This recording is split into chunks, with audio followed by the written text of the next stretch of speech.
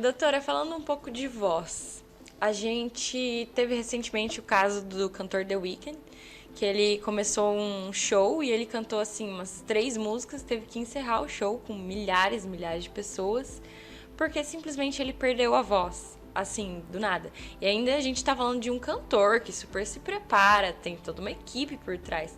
Como que a gente pode cuidar da nossa voz? Como que funciona isso? Então, pensa como deve ser difícil para um profissional que trabalha com a voz, que está ali no seu momento, ter que encerrar ali um show por conta, né, dessa questão da rouquidão, da dificuldade ali da voz.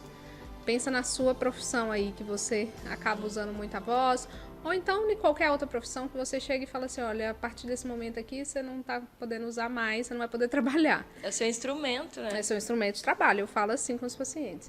Eu atendo muitos pacientes que cantam, por exemplo, principalmente sertanejo, de barzinho. E aí ele fuma, ele bebe, ele grita e tudo. Eu falo assim, olha, tudo bem, mas é seu instrumento de trabalho, não esqueça disso. Então, os cuidados com a voz, a gente pensa que principalmente essa perda da voz é principalmente pelo abuso vocal, né? Então ele faz muito esforço vocal repetitivo. No caso do cantor, ele tem toda uma equipe, mas a grande maioria dos pacientes que usam muita voz, eles não têm todo esse suporte, né?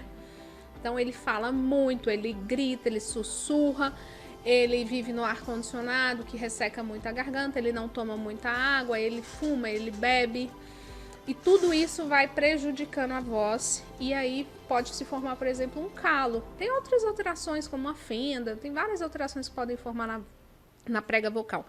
Mas um calo, por exemplo, eu brinco com os pacientes que é como se fosse um pé dentro do sapato apertado. Quando você usa uma vez só não tem problema, mas se você usa muito, aquilo ali vai machucando, vai formando um calinho.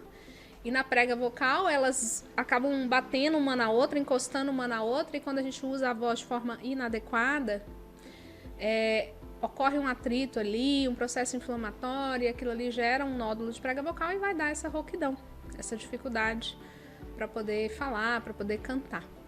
Então, todos esses cuidados que eu falei aí vão ajudar. Hidratar, tomar muito líquido, né? Evitar extremos de temperatura, coisa muito quente, coisa muito gelada. A lavagem nasal, quando a gente tem secreção que pinga na garganta, também vai ajudar.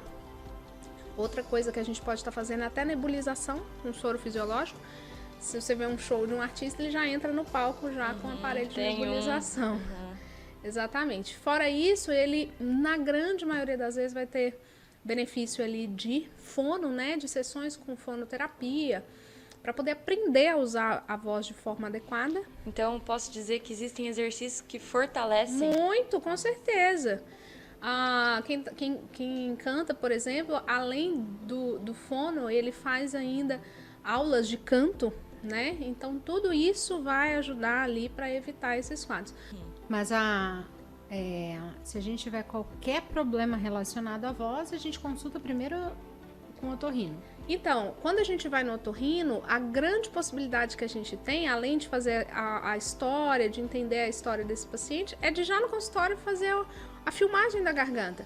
Olhar se tem algum nódulo de prega vocal, ou se tem um catarro, ou se é um refluxo, o ácido sobe lá na região da garganta e acaba causando um processo inflamatório ali bem pertinho das pregas vocais. Então, a gente vai na consulta e a gente já consegue visualizar. E aí a gente já consegue mandar essa imagem para fono e falar, olha, colega, esse aqui é o paciente assim, assim, assado. E olha para você ver a imagem da garganta dele, ele está com nódulo nessa região, porque aí ela vai conseguir saber quais os exercícios que vão ter mais benefício para ele. Então ele fala, olha, então esse paciente aqui, já que é por conta de um nódulo, eu consigo fazer assim, assim, assado, que ele vai ter uma melhora da voz. Então, não é que é um primeiro que o outro. É em conjunto, isso chama equipe multidisciplinar. Parece até meio clichê hoje em dia falar isso, mas é fundamental.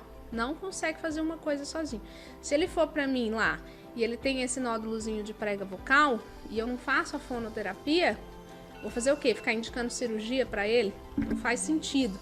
A gente tem que ter um trabalho complementar ali dos colegas, né? E tem ótimos resultados, ótimos.